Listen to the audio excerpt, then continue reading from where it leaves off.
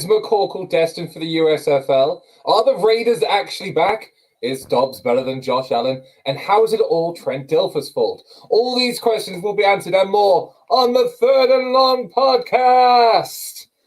Monday, everybody. How are we all? Have you probably noticed that this isn't the Dorset Welsh tones of Mr. Shane Harris? This is your proud Northerner, Pepsi Phil Terrence himself, speaking the podcast, actually getting to present for the first time in forever with two of my favourite Olivers, Oliver Butler Henderson and Oliver Hope. How are you today? The proud Northerner that lives in Bedford. Well, you know, lad. You know, you have to move where the work is, mate. You have to move where the work is. Most definitely, mate. Yeah, I've got my 49ers jumper on now in the winter. No longer a shirt. Moved to the jumper. I'm feeling very skull today, gents. I mean, I know this is going to be an audible medium, but I am wearing the Vikings jersey because obviously we'll get into talking about the Vikings later on in the pod. So should we talk about how bad officiating is in every single sport at this moment in time? Not just in our Premier League, but also how horrendously bad some of the decisions were the weekend. Which ones? Well, the one that stands out to me is the Cobra Clutch, or the Cobra Clutch. It's Cobra Clutch.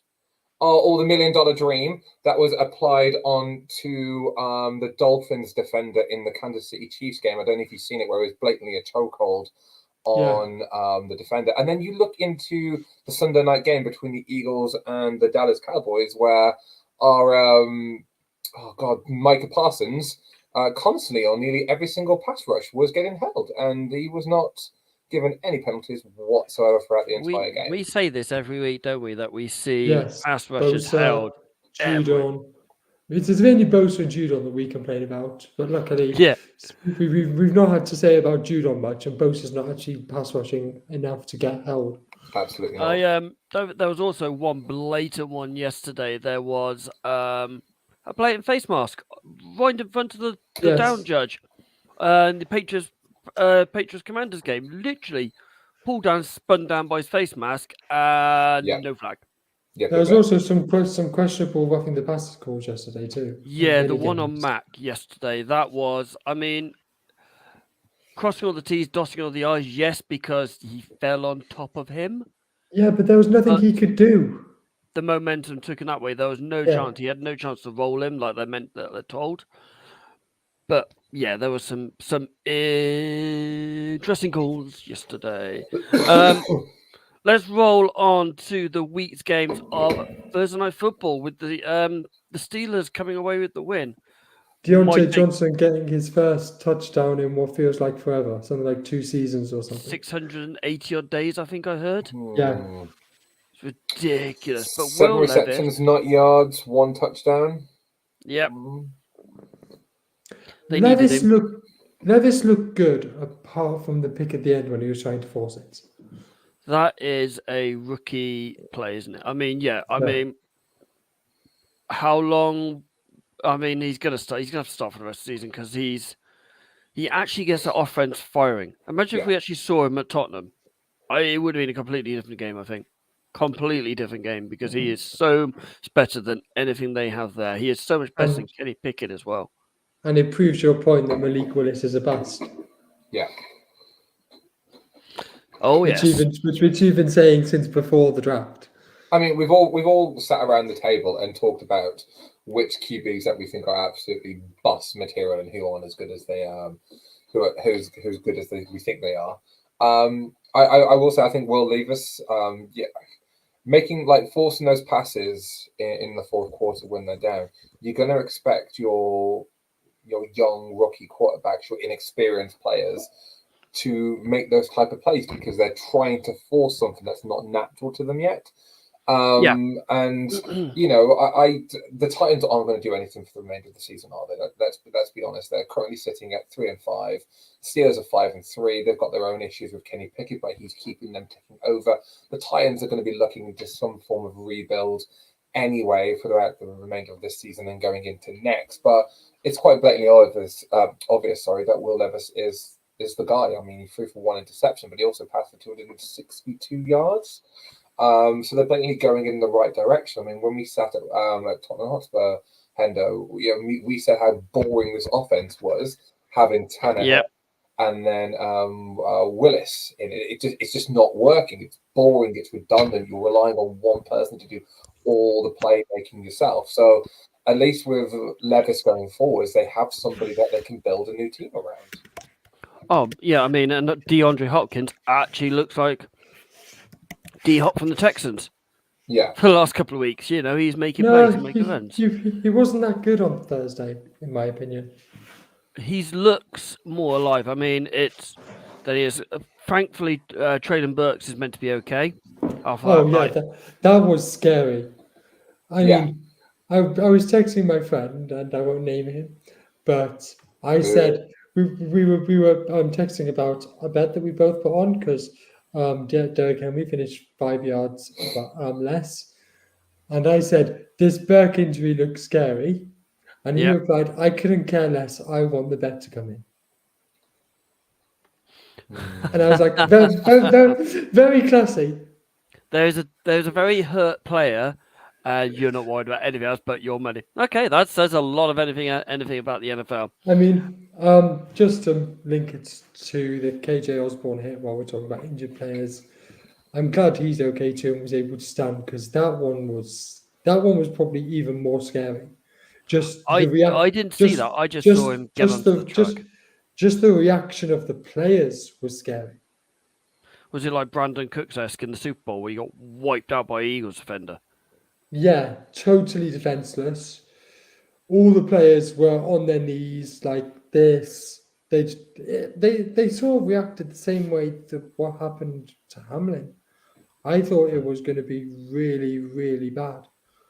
Yeah, most definitely. Germany had our first country roads singing around. Country roads. Dolphins are yet to beat a team with an over 500 record. It's scary, isn't it? I'm going to say this, and I've been very high on the Dolphins all year, so I'm going to say this quietly, but the Dolphins are frauds. Yes, they are frauds. I hope Andy isn't watching, but sorry, Andy. Yeah. Tua forces against good teams. But I will like to say the Trent McDuffie forced fumble on Tyreek Hill was superb, and the play was brilliant. Trent McDuffie had a game. He was superb. He is probably one of the best corners in the league, and it's only his second season. He is outstanding. At one point, I was like, Trent McDuffie for Rookie of the Week. No, hold on. He's not a Player of the Week. Player of the Week. Yeah, he's had a great game. I mean, Tyreek Hill only had 62 yards. I had him for over 100 yards because in my bet, but never mind. I had him for over 80 in mine.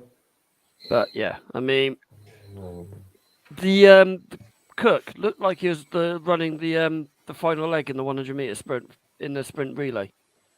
Like high legging it, sprinting it. He looked like Usain Bolt running down that line when he had the lateral passed off to him. It was brilliant. That's somebody's Play of the Week.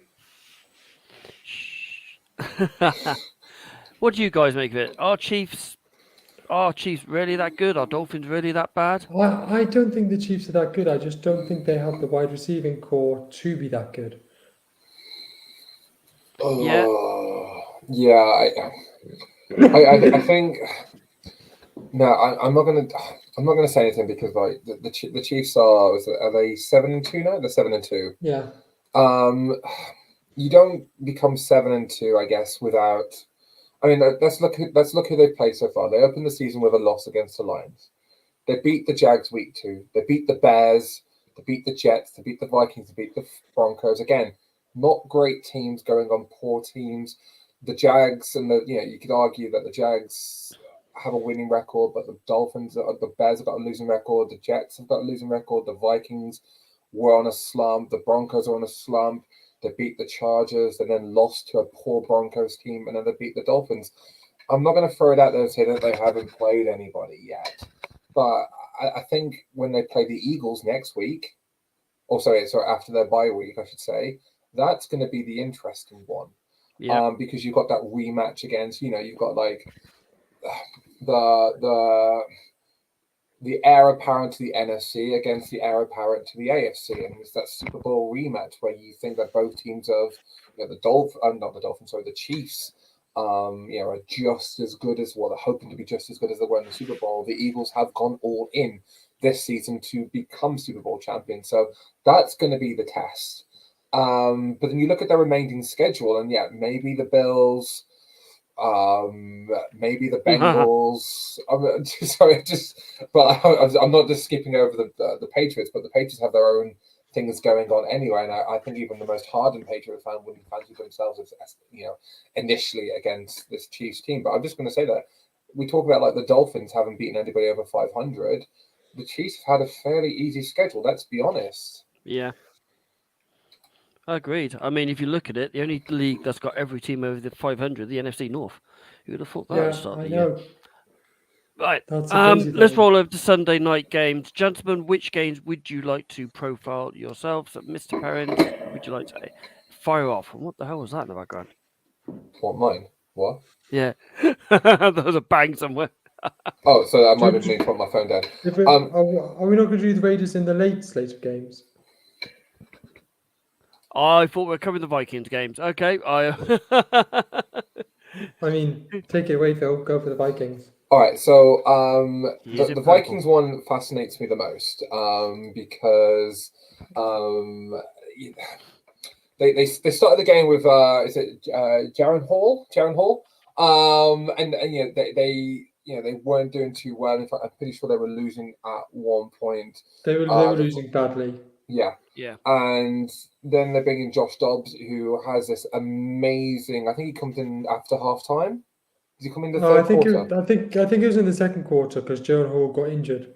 Yeah, Hall got injured midway through the second quarter. Because I was on my way to football in the first half, and I was listening to it on the radio, and Nate Coombs said Cam Akers had been sacked.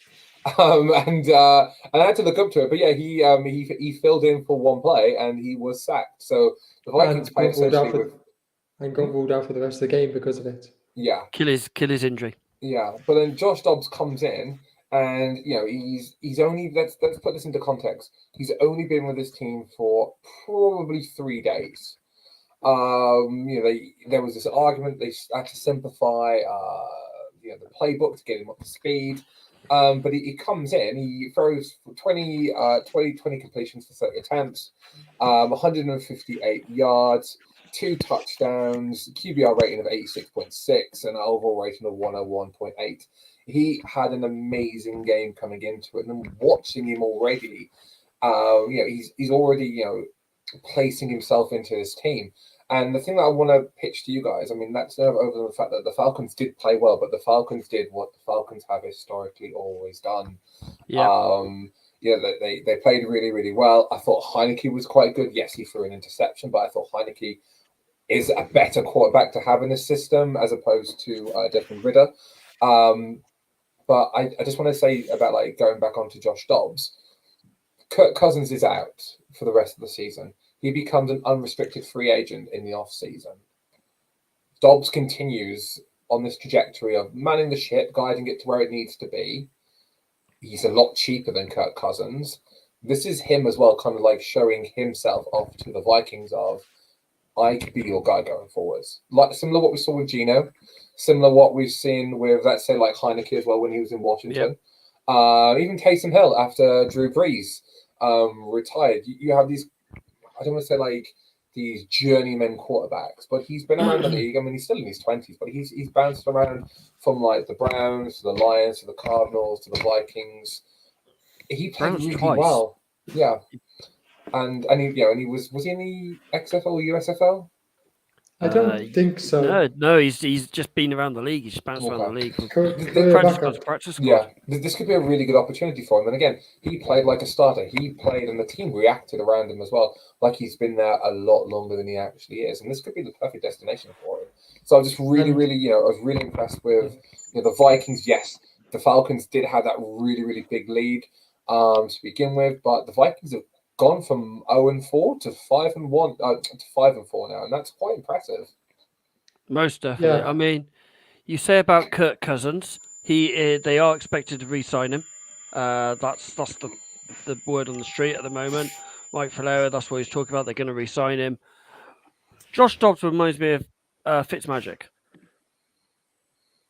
where will do a job and play well and be liked by every team member where he is at, no matter what. But if they got a sniff of a better quarterback, they will drag someone in.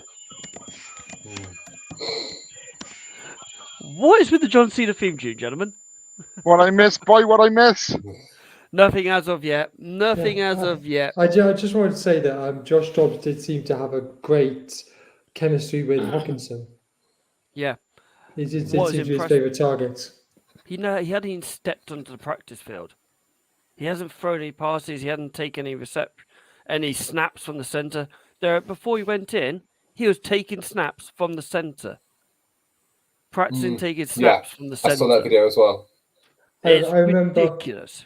I remember Scott Hansen saying he probably doesn't even know the names of the players in the huddle at this point. He probably knows them. Oh, that's TJ. Oh, that's if Jefferson was playing, that's Justin Jefferson and people. That probably knows from watching them around the league and all that, but not actually knows them. Won't know how they went by a post. They won't do how they would stop routes and things like that. He won't know anything. So what made it even more impressive. He couldn't throw with anticipation because he didn't know what they were going to do. No. Yeah. Texans. CJ Stroud breaks all rookie records for passing yards of 470 yards. Mr. Hope, give us some more information. So, as you said, CJ Stroud did break all rookie records, 470 yards. Baker Mayfield also had a pretty good game with 265 yards and 2 touchdowns, no interception. Rashad White also had a 2-touchdown game with 73 yards. And Cade Otton, the tight end, also had 2 touchdowns. But, I mean, it's the Texans that really stole all the headlines. We had CJ Stroud breaking rookie records, throwing for 5 touchdowns. Noah Brown, 9 receptions, 153 yards, 1 touchdown. Dalton Schultz, 10 receptions, 130 yards, 1 touchdown. Tank Dell, 6 receptions, 114 yards, 2 touchdowns. And CJ Stroud proved that he is him. He is legit. Yeah, I mean, he is the guy that can be the face of this Texans franchise for the next 10 plus years. What impressed me the most was the fact that 40-second drive to win the game. At the end. Yes, that was I know. mad. Broke my heart because I had the Buccaneers in my ACCA. I didn't. But I mean, the Rams saw to that. But Can I say something? Who's the only one to have Texans? Excuse Andy. The only one to have Texans in the out of us 4. It was Shane, wasn't it? Oh. Shane, wasn't it? can see. I think I did have the Texans. My mistake. Laura had the Buccaneers. My apologies. And by the way, ladies and gentlemen, yes, I am here. I am a little bit late coming home from work, but I am here. And let me draw attention to one important thing just before we continue. Boys, you've done a bang-up job so far. Obviously, I've never doubted you for a second. See this beautiful piece of new headwear? This is from M&T Bank Stadium. It's a beautiful, beautiful bit which will be barely taken off my head, only for a shower. It's very shiny, so I thought you didn't have a cap on. Yeah. No, it's that's what Andy got from M&T Bank. It's absolutely stunning. I hear you. No, Phil would have jumped on that one. You know, the shiny forehead and all that. What's he doing now? He's getting changed again. He's stripping again. Sorry, Shane. Sean's informed you you've missed the the Ravens chat, mate. I do apologise. No, the boys wouldn't do that to me, John. Honest. The pictures of Baker Mayfield after that game echoed probably how every Bucs fan felt. He was shocked, dumbfounded, couldn't believe what he's just seen. I mean, I couldn't believe what I just seen. It was ridiculous. It was absolutely ridiculous. Outstanding piece of football from You know, CJ Stroud breakout. CJ Stroud's breakout game. I'm going to say, unless Rams sort out their quarterback issue, he is sure thing for Rookie of the Year. What do you mean, Rams sort out their quarterback issue? Well, for Puka Nacua, isn't it? Yeah. Yeah. I know. I think Stafford's back this week. Shano, fill us in on the Ravens before I have to. But just before you say that, I'd like to sincerely thank the Ravens for sending the Niners back to top of their division. Oh, I know. I felt the same way about the Eagles and the Cowboys game last night, because if the Cowboys beat the Eagles, then we would have been the only set. I think we'd been 7-2 alongside them. But yeah, another absolute mauling again. John has just echoed what we're saying. It's a fantastic end to a football game, and why we watch NFL. This is why we watch NFL. Yes. Sorry, Shano. Carry on, my friend. Glad to have you here. Thank you, buddy. I appreciate that. I was saying on Thursday's show that an advert for the league was Miami and Kansas City. I start off that I'm wrong, but this time I was, with the fact that the Texans and Buccaneers game, wow. CJ Stroud, as the kids say, is him. Anyway, back onto my beloved Baltimore Ravens. Another destruction of a so-called contender. They scored 3 points all game. We scored 37 points. And Geno Stone, I'll say it, boys. Top interceptor, if that's the word you want to use, in the NFL. What a guy. The only thing I'm thinking of as well after this is our defense has been so good. A lot of contracts come up at the end of the season. Who's going to get paid and who's going to leave for pastures new? So you had like Tyler Huntley threw for a touchdown. They were so confident in a win in the third quarter. They took out Lamar Jackson and put in Pro Bowl quarterback Tyler Huntley, who threw to the birthday boy himself, Mr. OBJ, who won me some money. I did have him as an anytime touchdown scorer because of his birthday, and he just had to. And you only had 94p on it, though, gentlemen. Ladies and gentlemen. Yes, there was, yeah. I still want 4.30. That's fine. And what have we found in Keaton Mitchell? What a fantastic running back he is. And a bit of trivia, his father actually played for the Ravens from 2000 to 2002, Arthur Mitchell. Gus Edwards with another 2 as well on the board. He's fast becoming our RB1. I saw a stat yesterday. I think he scored on every red zone possession that he's had in the last 5 opportunities or something like that. It's an absolute animal. What else happened yesterday? As I said, we sacked Geno a couple of times. Our sacks have become our bread and butter at the moment. I think it's the 19th game on the spin that we've sacked the quarterback. We are record breaking at the moment. We are battering teams. I was in work today. I met someone new and they asked me about the NFL. So I, of course, plugged the podcast like you do. And he said, who's going to win a Super Bowl? I, without hesitation, said the Ravens. Not because I want them to, because I genuinely think they will. So I genuinely think they will.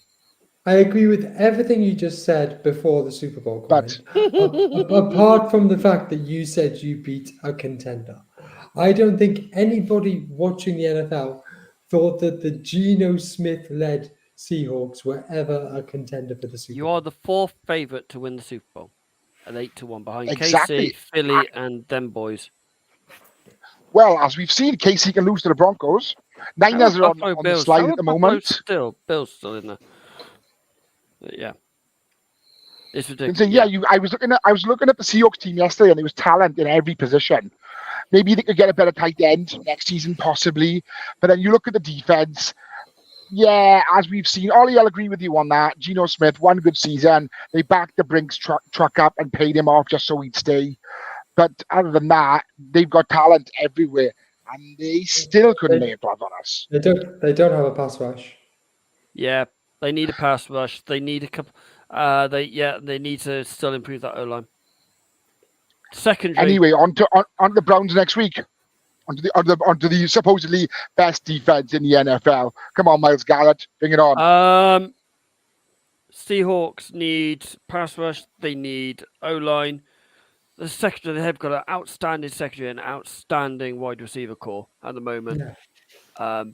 But it's in the trenches where they struggle. Come up against a good pass rush, as you saw yesterday, they struggle. Oh dear, I have to talk about my lot again, and I'm going to see them. I'm going to Frankfurt this weekend and watch them. How depressing is that? Although I'm going to see Nick Nikovic and Vince Wilfork. That is all I care about at the moment. Yeah, big Vince. Gonna get my T-shirt with Vince. Get him signed. Happy days. Oh my God, could we do with Nikovic and Vince Wilfork at the moment? Because they could probably catch the balls, unlike our wide receivers. Mac Jones put an absolute dime of ball to Jalen Reagor, and it went through his hands, and it would have been a 50, 60-yard strike down the middle. If anyone said Mac Jones couldn't throw long, watch that ball. It was straight down the middle. And then the interception to end the game was literally on Juju's hands, and it's gone off his hand to be picked off at the end. It was but there is still too many mistakes. There was an offside on a bloody punt. And there's still far too many mistakes now, and things have to change rapidly. I've heard everyone say, "Oh, it's Josh's fault, it's Mac's fault, it's this fault, it's that fault, it's whose fault." At the end of the day, the whole team is at fault. Not just Bill, not just Mac, not just Bill O'Brien, not just Steve Belichick, Jared Mayo, the GM, the whole coaching staff, the whole franchise is at fault of where it is at the moment. They need to improve in everything. There is no wide receivers in that anymore. We've lost KB, we've lost Devontae Parker for a couple of weeks. KB's done for the season. Don't think we're even going to see him again. We have Hunter Henry, who's a great wide tight end. Gesicki, who's hardly used, which is ridiculous. Zeke Elliott is running out of gas again. Okay, Mondry ran off a 64-yard touchdown run, which was absolutely brilliant. But that's all you've got at the moment. And just hope. We should have beaten this Cardinals team. We've got no pass rush. And we didn't. We made... Beat the Cardinals? When did we play the Cardinals? It was the Commanders. Commanders. Sorry, I was reading Cardinals on the screen at the time. I would love to see Mac with a true WR1, like Dotson, like Debo, like Devontae Adams. Tariq Hill, someone like that, to see if he can actually throw something. What's he going to be like if we draft for Marvin Harrison next year? Who knows? Baby hope. This is just a quick aside. When did the Patriots sign Jalen Reagor? Because I totally missed that. So he was on the practice squad beginning of October, and he got elevated last week when KB and Devontae went down. I thought he was still at the Ravens or Vikings or wherever he was. He didn't play for us. He didn't play for us. I wish he was stayed on the practice squad because he would have caught that. Someone else would have caught that. Literally, it went through his hands. Yeah, I remember. I was like, since when did Jalen Reagor, when he dropped it, I was like, Jalen Reagor plays for the Patriots now? I totally missed that. It was a dime of a ball. It was great. It was great, though. But... To be fair, I don't really like Mac. What? I thought Mac had an okay game yesterday, and I felt like it was wide receivers that let him down. 100%. Yeah, I thought the same as well. At least when Juju was in the locker room, we won't talk about his shocking green knitted hooded thing. That is where he goes, yeah, that's on me. Mac for a great ball. It was on my hands. I should have caught it. Devontae Parker a couple of weeks ago goes, I didn't come home with it, so what? It is what it is. Didn't care. At least Juju actually cared. This week, the rest was, yeah. So the rest of the 6 o'clock games, we had Cardinals get absolutely shut up by the Denver Broncos with 2 Watson touchdown passes. The Denver Broncos didn't play. The Denver Broncos didn't play this week. Oh my God! What was up with me today? The Cleveland Browns shut out the Arizona Cardinals. That's the word I was looking for. Watson threw for 2 touchdown passes. Yeah, they were too good. It wasn't that often they were on red zone either yesterday. Tyson Hill received a touchdown pass and threw a touchdown pass to Juwan Johnson. And good, see? Tyson Bagent threw 3 picks to help the Saints win 24-17 over the Bears. Can I just quickly say about that Yep. game? The Saints should have won by way, way, way more than they did. Yeah, 100%. I wrote down that the Rams scored 20 points. They didn't. Green Bay. I wish they did. Yeah. Green Bay ended a 4-game losing streak as the Rams have struggled without Stafford under center. Hopefully he'll be back soon for their fans. Rhythm was so poor. Yeah. And Puka Nacua still had nearly 100 yards. Yes. I just want to say, in the first quarter and a half, might have even been 2 quarters, Brett Rippon was 1 for 4. Yeah. It's ridiculous, wasn't it? It's absolutely ridiculous. On to the 9 o'clock games. Mr. Perrins, you've changed into black, but not black and silver. No, I didn't want to top my Raiders. Top the Raiders top the other day. So as I mentioned it in the prelude to the show, I'm guessing I'm going to talk about the Raiders game, yeah? Yes, mate. All right, All right, so is it too soon to say that this is the new look for the Raiders or the old new look for the Raiders? Do we also take into account as well that this is a really, really bad New York Giants team? Do we take into the fact that the Giants don't even have a fully fit quarterback? Do they have an offense that doesn't revolve around Saquon Barkley? Their defense is suspect at best, the equivalent to Swiss cheese. Or do we actually look at the fact that the Raiders had a little bit of umph to them? They had a little bit of that dog in them. They had a little bit of that Raiders spirit that Al Davis built his whole organization around. And obviously, a lot of the talk was about how the team were finally rid of McDaniels and how much they loved McDaniels not being there, how much they loved Pierce. And obviously, it was a homecoming for Pierce as well. His first game as a head coach in the NFL is against the team that he won Super Bowls with. So there was a lot of stuff going on in this game, but we have to talk about 2 things in particular. Aidan O'Connell, he looked really, really good. I thought he looked good in the preseason.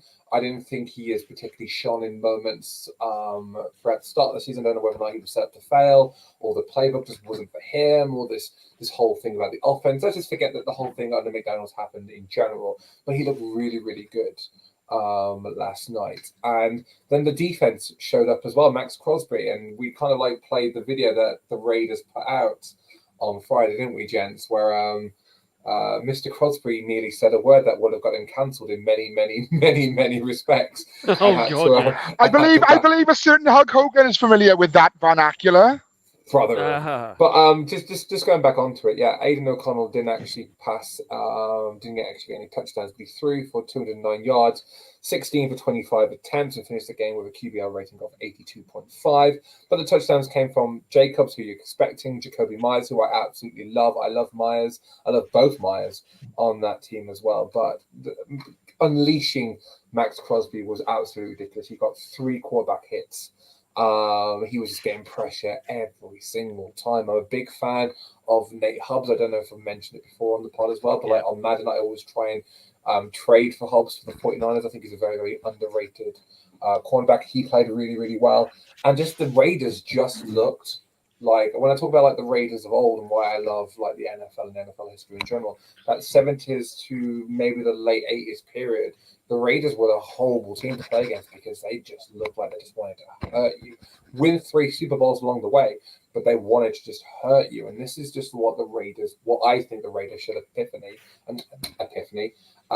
should represent. And I was really, really impressed with it. And they blew them out. It wasn't even funny. It was just, they just beat a very poor Giants team up. Whether or not this is the start of things to come, maybe this was the proper tune-up game that they needed to get that Raiders momentum going. But the Giants offered nothing, and even they scored a touchdown, but their 2-point conversion they were just swallowed up. I mean, it wasn't even a contest in the grand scheme of things. But I thought the Raiders looked really, really good, Jones. Um, Go on. Phil, you need to send me your roster on Madden because I feel like you say you trade for about half the league for the 49ers. Well, at this moment in time, I've got no, but I do, but I also play with the cap off as well. So I just Oh, right. so This is I know- what here's what I do. I did the cheat where I change the positions of the players. So I make Nick Bosa a kicker, trade a 6th round pick for him, and then make him a defensive end again. yeah. Well, that's better than what I do because I go on to if there's a player that I want, I go on to like the rosters. I edit all their stats all the way down so their ratings go down. So I trade them for like a 6th rounder, then smack all their stats back up again. I mean, if the game didn't want you to do it, they wouldn't allow you to do it in the game. Dude, so, cheating. oh, Cheating's terrible. It's not cheating if the game allows you to do it. Like that's the thing. He's got but yeah, points. that's why FIFA I used have to do that. that's why I have Devontae Adams and Max Crosby in my team for the 49ers. Just saying. Didn't FIFA used to be able to do that? You used to whack all the ratings up on a Yeah. Sliders. Still yeah. does, Ollie. Still does. That's why Phil Parent is rated 86 on FIFA. Is that why? It's Is that almost why as if I Noah's a said last 97 week. Is that why Noah's a 97 rated fullback? Yeah, exactly. Probably. I'm It's almost as if I still said building last week with the Raiders and their new manager bounce. Is this a dawn of a new era? I said it last week and you were all like, no. Oh, Can well, you- perhaps I'm onto something. just out of Can interest, you- have you guys seen what Pierce said in the locker room? What with their victory cigars? Yeah, and then that he's not going to see them until effing Wednesday. Yeah, well, that the league's shut down on Monday and Tuesdays unless obviously playing Yeah. Monday night. But just I thought what he said was really poignant with about how bad it's been for the past couple of weeks. Yeah. And Do all you that. remember how when Gruden got sacked and the guy took over? I can't remember the head coach's name, and they looked as good as they did last week. They were probably the best they looked in a couple of years. It reminded me a lot like that. We've got a comment from our resident Raiders fan who says, "Thank you for the praise. It was a poor Giants team, but we can only play who's in front of us.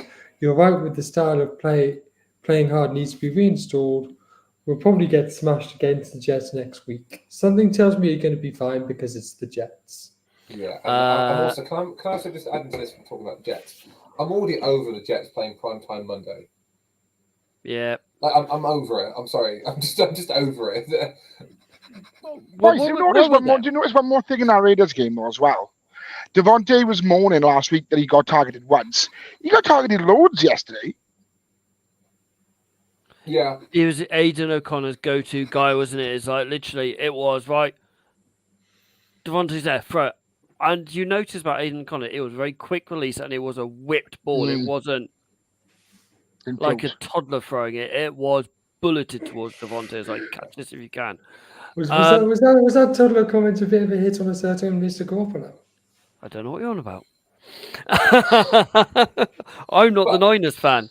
But going back onto like O'Connor for a second, that's kind of what you expect from your rookie quarterback. I mean, if we're going to talk about the Niners, Purdy last year, literally his go-to was Kittle, and he reinvigorated Kittle in the offense because we were saying that Garoppolo wasn't getting the ball to Kittle.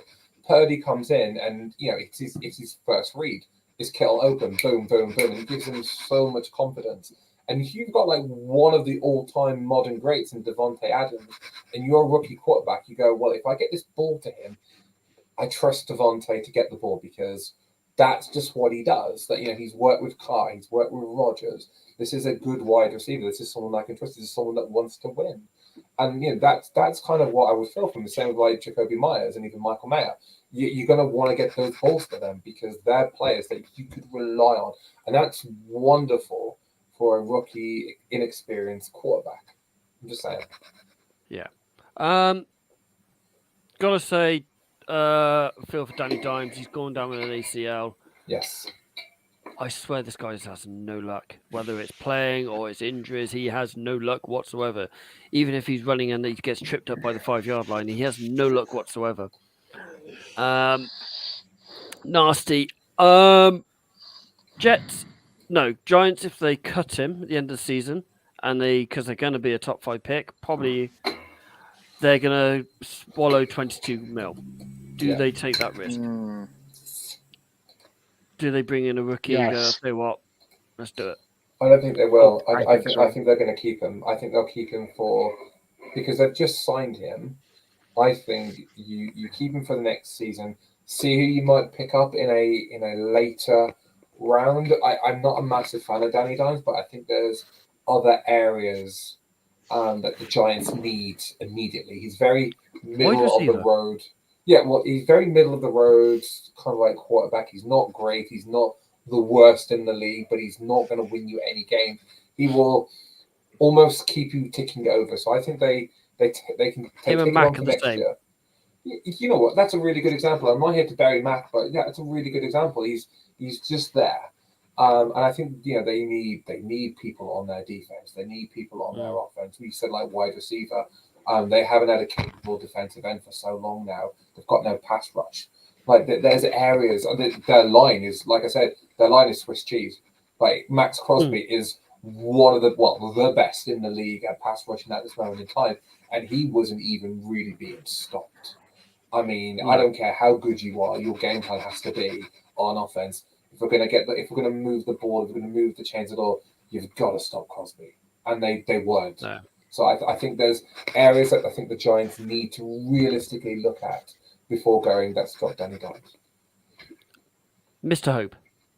So last season, when referring to Jimmy Garoppolo, I talked a lot about the two levels of quarterbacks, of the ones that can win you games and the ones that you hope don't lose you games.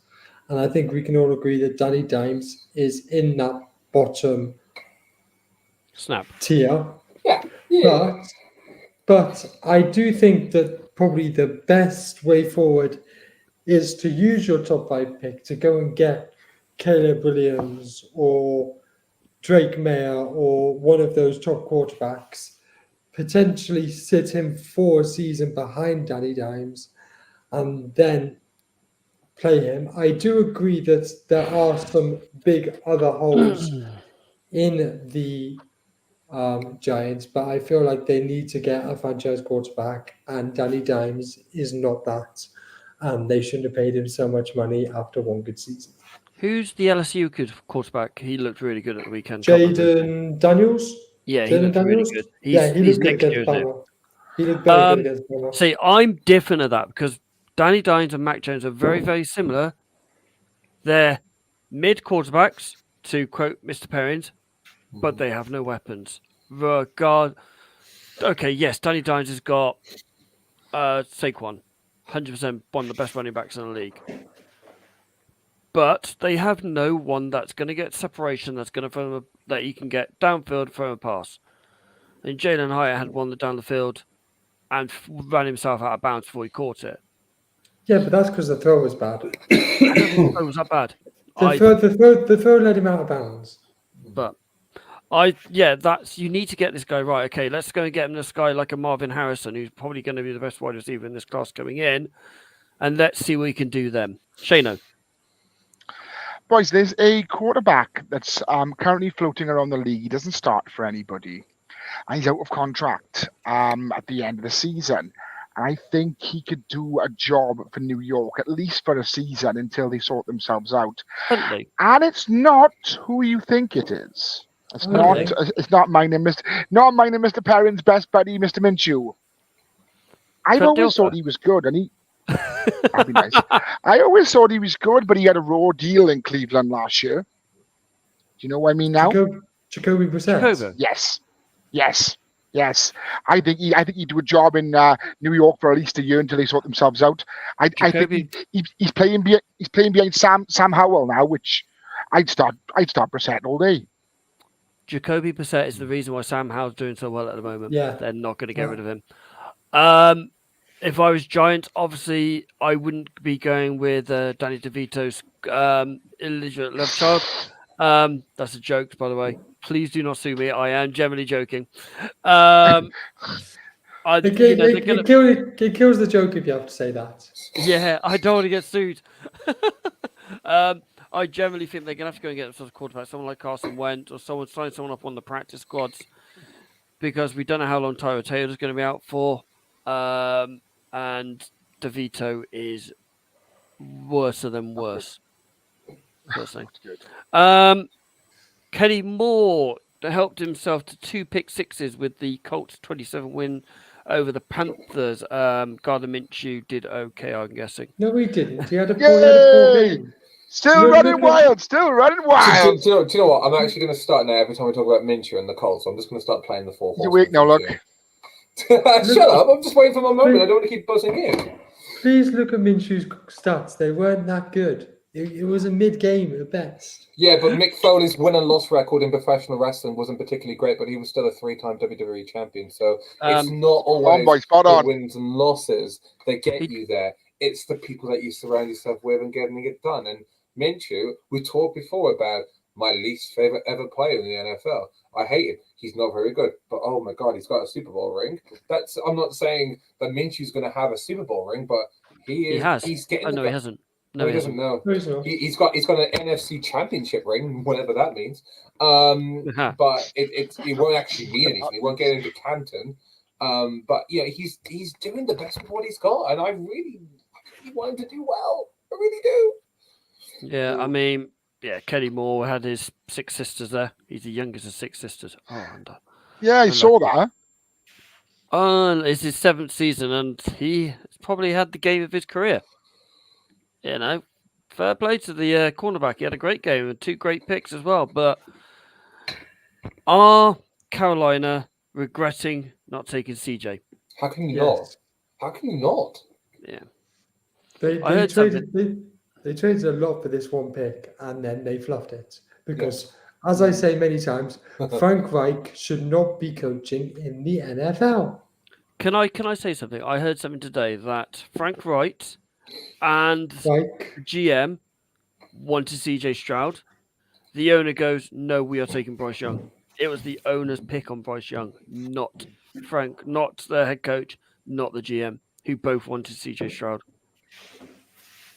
How bad is that owner now going, "Oh, I kind of messed up here"? Having But a he's former the owner. Heisman Trophy I mean, doesn't mean anything. Yeah. He's the owner. I mean, we say the same thing about Jerry Jones. Like, at the end of the day, it sounds as daft as it is. Yes, you employ your head coach and your GM to make those footballing decisions, but the owner ultimately he writes the checks, doesn't he? Yep. So yes, I think if you ask him in private, he's probably going to go, "Yeah, we massively messed up here. We should have got Stroud." But uniformly, you are probably going to say that no, we drafted the guy that we believe is going to be the one that's going to take us forward. Because Yeah. do you think Jed York would publicly say that? Oh yeah, we massively messed up with getting Trey Lance, or would he say that, or would he say something very political and not really commit and say Brock Purdy's not that? Yeah. Like which owner would genuinely come out now? Would Jerry Jones come out now and say that he blew, picking Dak when in the draft years ago? Would he say that? No, I reckon he did. I reckon Dak is a good. Don't forget, Dak was a 4th-round pick, I know exactly. Purdy was and number 7. Dak is top half quarterback in the league. He is a good Yeah. quarterback on his day. I I mean, his put stats for his day I was put him quite at 10th over. If we actually did this one of the days and we ranked the 32 starting quarterbacks from this year, I think we put Dak 10th. we did that in the off-season. Did we? Yeah. I can't remember. Where did we put Dak? Yeah. Was it 10th? good.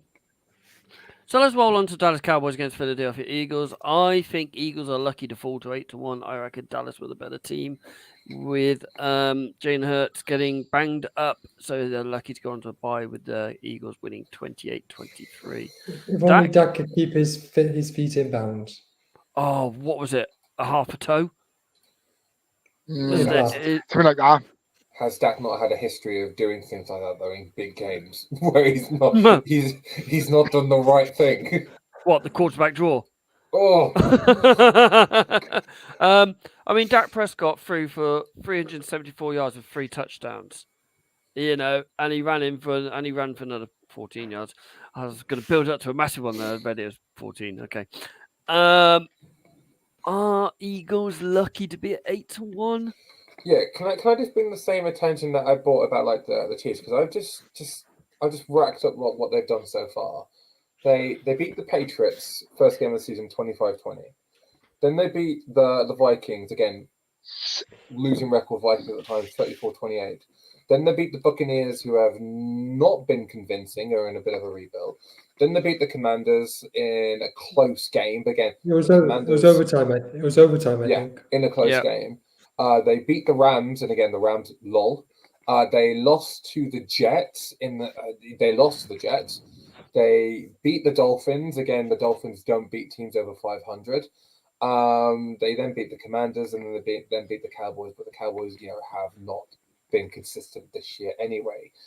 We say already on the NFL media have said quite a lot about the Eagles aren't firing on all cylinders yet. I think that their record of 8-1 is slightly deceiving. I don't think they're as good as their record dictates they are.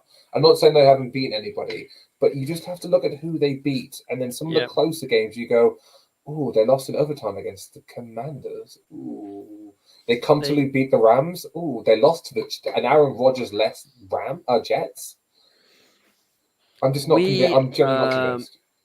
We played them week 1. Yeah, I'm just trying to get the score up. 25-20.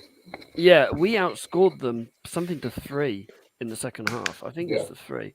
Just trying to bring it up now. Where is it? There it is. Let's go to that one. 25-3. Yeah, they scored.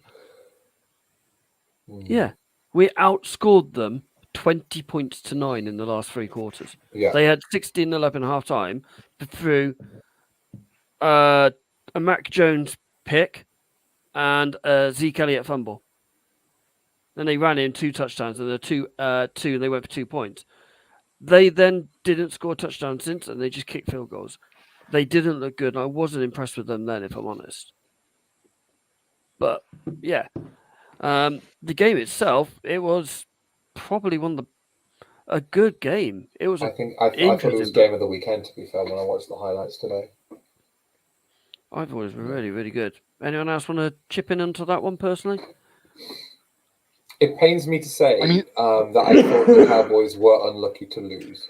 Yeah, I'm not gonna dive on the bandwagon of I thought that the Cowboys should have won and Dak and blah blah blah blah blah. I will, as a 49er fan who relishes when the Cowboys lose. I thought they were unlucky. I said already. I think the Eagles' record of 8-1 is slightly deceiving. But I thought it was a close game, and I think ultimately, Dak might have been the reason why they didn't win. And we talk about in the last game of quarterbacks that we can win or lose you a game. I've seen Dak firsthand lose the game for the Cowboys. Yep, against you boys. Yep, twice in 2 consecutive years. So 3 really, because I think he was at fault for the game week 5. What didn't he throw? Didn't he throw 2 interceptions? Well, I know he threw 1, but yeah. Mr. Harris, you were going to say something. Yeah. I think just watching CeeDee Lamb yesterday, he's an absolute beast. The size of the bloke and the wingspan. I may have dropped the ball on trading him in fantasy.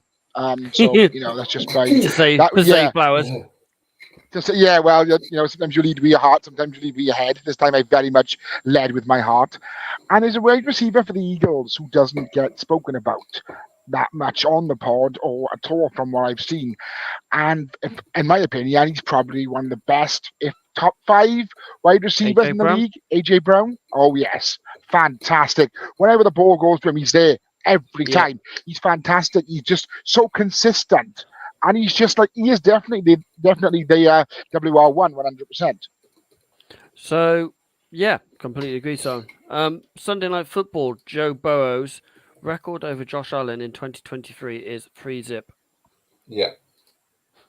Josh Allen, Mr. Hope, carry on with that one because I need to take my Patriots hat off for a minute. Okay, so Sunday Night Football. Damar Hamlin was there, which was great, as this was the game where Damar Hamlin had that tragedy. Yep. But it was a pretty good game. The first 3 drives all resulted in touchdowns, 2 for the Bengals, 1 for the Bills. and a Josh Allen taunting penalty for pointing at the safety as he ran in his touchdown. But after that, Game's gone. After that, the offense sort of started to falter a bit. It finished 24-18 to the Bills. Joe Burrows finished 31-44 for 348 yards, 2 touchdowns, no interceptions. Josh Allen had 90 yards left, going 26 for 38 for 1 touchdown, but also ran one in himself. It was a very pass-heavy game because Josh Allen was the top rusher for the Bills with 44 yards, and Joe Mixon only got 37 yards.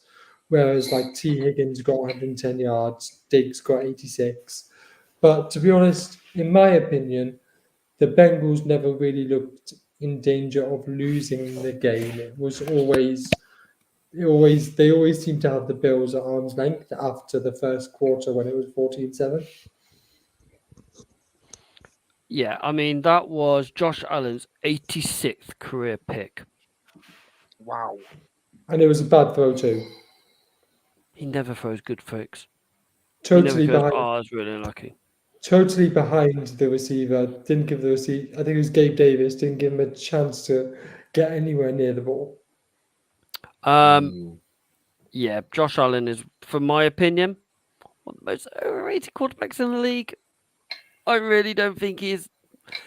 Josh Allen's a good quarterback. Yeah, the Buffalo are doing that, but this year he is mid at best. He is absolutely diabolical. He's already thrown 9 interceptions in 9 games. He averages 12 a season. Something crazy like that. Guys, I got 2 words. Yep. Maybe you've heard of them. Madden curse. He's got a Possibly, point. He has got a point, actually. Yeah. Give it that. There is just somebody I'd quickly like to highlight as a potential future star that's had a couple of good weeks in a row. Dalton Kincaid, 10 receptions, 81 yards. Yeah. I know he had the fumble, but that was just a great hit by the Bengals guy. But, Yeah. I mean, 10 receptions for 81 yards. Kincaid's starting to look like a very, very, very good tight end. A bit Travis Very Kelce good. like. I'm not going to say he is Travis Kelce, but he's starting to look like a very good receiving tight end. Yeah, that was a nice pickup late in the second round? First round, I think. I thought it was. Just look at comparing to a few stats. So Tom Brady's stats over Josh Allen. He had 212 interceptions in the 24 years he played in the league. Josh Allen's only been playing in the league 6 years, and he's third of the way there already. It's ridiculous. And then I could go through, look at all of them, like Drew Brees and the Peyton Manning and all that, and all the ones he's playing in this league. Joe Burrow, you go into one of these games, you say it quite a bit. So, Ollie, this hope to win, hope to lose. Where would you put Josh Allen? I still think Josh Allen is good enough to be in that can win you a game category. But can he still lose you a game? Yeah, but I think every quarterback can lose you a game. Yeah, but does he have that fear? No, to be fair, I think he has that fear fact. Like, if there's 30 seconds left on the clock in the fourth quarter and he's got the ball, it's kind of like when the same thing would happen with Brady, and you go, "Shit, Brady's going to win this," or Rodgers, or even Patrick Mahomes. Allen has the same aura about him where you go, "Oh, he's more likely," or you think he's more likely to win you the game and lose you the game. But his mistakes at this moment, this season and last season, in fact, actually since he's been drafted, let's speak more presently. But last year and this year, he hasn't helped his teammates out. He hasn't helped his offense out at all. No. Ollie. So I just want to know what your guys' opinions are on McDermott. Does he need to go? Has he taken this team as far as he can? Because I think he has. Oh. So I've seen something with Colin Cowherd earlier on today saying, just like players, coaches have a ceiling. He's hit his ceiling. What do you think, guys? Do you know what I would love Like to who see? replaces him? Oh, God, I'm sorry. Well, I was going to say, like, there was a few talk on Twitter about some of the Rams fans have talked about Sean McVay needing to go, that they're fed up with Sean McVay, and the fact that Oh, they won the Super wow. Bowl. Yeah, honestly, it was. I was just following this trend, like this thread, and just going, oh my good God, there's a lot of Rams fans that want and gone. And actually, it was Samuel L. Jackson that first mentioned it, and he got a lot of traction from one of his tweets. And I just thought, Entitled like, mid fan base. well, exactly. And I'm just thinking, like, if the Rams fired McVay, he'd be given a job somewhere else before he even left the building. Like, and I actually think Sean McVay in Buffalo, game changer. Do you know where I think Sean McVay would go? Go on.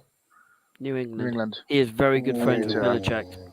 Very, very good friends with. If Belichick stayed as head GM, and he would take Sean McVay, because him and Sean McVay are really good mates.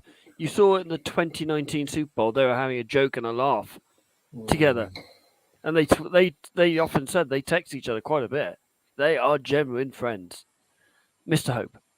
I'd love to see McVay with the Chargers offense. Keep him in SoFi. He just has to move his office to the other side of the stadium. I just think him. I just think him with Justin Herbert, with Austin Eckler, with Keenan Allen, with Quentin Johnson, with Josh Palmer, with Mike Williams, and if he could sort out that offensive line, I think he could take the Chargers so much further, because Brandon Staley is holding them back so much, and I don't know why the owner You just can't hate see Brandon it. Staley. He's just not a good coach. He's supposed to be a defensive-minded coach, and the defense is god-awful. Didn't he come from the Shanahan tree? I don't think so. No, McVay came from the Shanahan tree with McDaniel.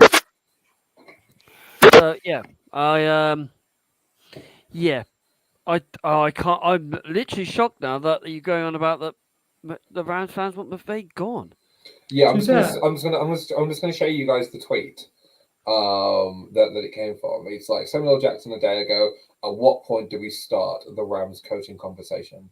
And yeah, literally, it's just like, he should, you'll end up in TV. Now he's not that dude anymore. It's like it's weird. I'll have to send it to you. But yeah, I saw it and went, Jesus. It was 2 years ago. I'll be honest, boys. I'll be honest, right? What Samuel Jackson is a Liverpool fan, so what he knows about sports can fit in the head of a beer mat. To be fair. But the last 2 off seasons, there have been talks about McVay retiring or moving to TV or moving on. So I don't think it's a totally out there suggestion that maybe McVay has lost the hunger that he once had. I think he wants a new challenge, and I don't think it's TV. I think he'll end up like Sean Payton, bored. Because that's why Sean Payton came back into the thing, because he got bored. Sean McVay is still. I mean, we've seen at the Rams every year. I swear, when Patriots took Cole Strange, they were wasted about him when they took about it, because we would have taken him out 60 something or whatever it was. He was wasted in that, and that was absolutely hysterical. It was almost like a certain press conference with a couple of wrestlers who just won a tag team tournament, which I've seen on floated around on social media a few weeks ago. I mean, Sean McVay had to come out and apologise for that because they were laughing at the pick. And yet, Cole Strange, and everyone said a lot of people like boards had Cole Strange going as probably one of the top guards in the league. But still, never mind. I mean, it went about as well as when I told you Amon-Ra St. Brown was a reach in the fantasy draft last year. And he balled out. Let's roll on to tonight's game. So let's go stay in SoFi, shall we? Even though they're playing in MetLife tonight. You mean Jet Life? True. Very true. I've just seen a tweet from NFL UK showing that Aaron Rodgers is walking clear as day, happy as anything, into MetLife. No cast, no limp, no anything. But I mean, he was walking fine at the Breeders' Cup on Saturday. He's ready to play in the playoffs, isn't he now? Probably. It's going to happen, isn't it? But they're not going to make get to the playoffs. They're not going to make it. They get to the playoffs. Because although I've just criticised the Chargers very, very heavily, I still think they're going to win tonight. I don't. I think that mean- Jets defense is legit. Yeah, I'm gonna go with the Jets tonight. I mean, Wilson's playing above average. He's actually progressed this season a lot better. The Jets defense is very all-consuming. I'm still not convinced about Herbert. I still think he's a bit of a nothing entity. Yes, he's had a few good games this year, but he's also played a lot of bad games and a lot of bad reps this year. I'm gonna go with the Jets. It's Jet Life. Shano? Yes, I completely agree about Jets for the win, 100%. I think the Chargers are just not a good team. Again, all our talent. I probably agree with Ollie on this one. Brandon Staley is just awful. Yeah. So go and put your money on the Chargers because I think it's Jets as well. Hey, we're not unanimous. I think the Chargers are going to win it. Okay, fair enough. We'll let you off then. You said that Zach Wilson has progressed this year. No, Zach Wilson has progressed this year. Ever since Donna Kelsey popped up into the thing, that's quite interesting. I do think though, having Aaron Rodgers talk to him, mentor him, having those couple of extra weapons, Lazard and Cobb having those veteran wide receivers has also helped him. Having a good O-line is helping him. They've got a healthy O-line this year for the first time in a long time. Yeah. Jets are going to be on a run. Yeah. Go on, Ollie. Something that you just said, Aaron Rodgers, you just said veteran wide receivers, but what you didn't mention is the new offensive coordinator, Nathaniel Hackett. Do you think that is helping him progress? Yeah, I do. I mean, they kept Wilson as a very clear backup. I mean, they could have made. I mean, did they try and shop him around in the offseason? Nope. I don't think they did. No, so I still think that even though they went with Aaron Rodgers and they built this team to be around Aaron Rodgers isn't going to be in the league in 10 years' time. Like, he's not going to outlast. I mean, he's 40 now, isn't he? 39, 40? So he's not going to be a long-term solution. Wilson is still there on the contract, whether or not when Rodgers, his contract's up, I think Wilson's rookie deal might be already coming or going or whatever it is. So he's going to got get 2 more years. Year 3? He's on his year 3, same as Mac. Yeah. Okay, so he's got like 2 more years? Yep. Yeah, but they need to make a decision at the end of this year about the 5th-year option, don't they? Yeah. Yes. And I mean, he's also playing for his own career as well. I mean, he was drafted 2nd overall in the draft when behind Trevor Lawrence, and so he needs to have this season as a bit of a statement for himself as well. And I think like having a support network that he hasn't had in I nearly said New England then, but New Jersey, the Jets. He's got that support network around him where he has an actual offensive coordinator. He actually has a older quarterback that's willing to mentor him as opposed to take his place, i.e. Joe Flacco. Like Joe Flacco never really strikes me as a mentor figure. He's I'm the leader kind of figure. It's the same with Tannehill in Tennessee. He's just like, well, I'm not here to mentor the kids. This is my job. I'm not telling you anything. And I'm not saying that's a good or a bad thing, but having that veteran that's gone, I've been there before. I've sat behind a Hall of Fame quarterback before. I've made this as my career. I've been to the big game. I've won the big game. Listen to what I have to offer. And fair play to Wilson. He's literally playing the best football of his professional career. And it's paying off. And I think Robert Saleh as well, the whole and I think this is what I love about defensively minded coaches, because they're so good at bringing teams together. They don't tend to divide like we find sometimes with offensive coaches. That's what we're seeing with D'Amico. That's what we see with Saleh. That's what we're seeing with Pierce at the Raiders at this moment in time, and Dan Campbell, a pod favorite. They're so good at bringing all 3 sides of the ball together. And I think that's what we're seeing in like the Jets. There's such this big thing about Aaron Rodgers. Aaron Rodgers goes down in the first play. Oh crap, our season's over. No, it's not. Go on, Hopi. I mean, I was just going to say, we even watching Hard Knocks, we could see the way Rodgers was coaching up the quarterbacks, and you could see how much Wilson was listening or not necessarily, not like taking notes, but you could see he was mentally really taking listening. notes. Yeah, he was really listening. He was really trying to learn from Rodgers. This is what this guy needed 2 years ago when he came into the league. Yeah. 100%. You could probably even argue that he probably needed to go to a team where he wasn't going to start in his first season, to sit behind a veteran quarterback. Maybe if he would have gone to somewhere like, say, the Bucks or drafted to Green Bay, or somewhere where he could sit behind an established aging quarterback, so he can learn from them. So you have that natural progression. Because let's be honest, Aaron Rodgers sitting behind Brett Favre did him wonders. Patrick Mahomes sitting behind Alex Smith. Like we have seen more often than not quarterbacks succeeding when they do sit for a little bit of time and then come into the league, Including your as opposed to being rushed. Including, the 49ers have a history of it, from Steve Young to Colin Kaepernick to Brock Purdy. Like, we have a history of quarterbacks sitting behind established starters, then coming in and going, all right, then, I've been around the organization long enough now. I know the players. I know the schemes. Boom. There we go. Tom Brady, Drew Bledsoe. Yeah, and you can go Tom Brady, Jimmy Garoppolo, because like when Tom Brady went down, Jimmy did come in, and he was the one that you had when he was out for the whole season. No, it wasn't Brian. No, Matt Castle. No. Matt Castle, Hoyer.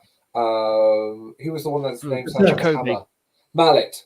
Ryan Mallet. The name that sounds like a hammer.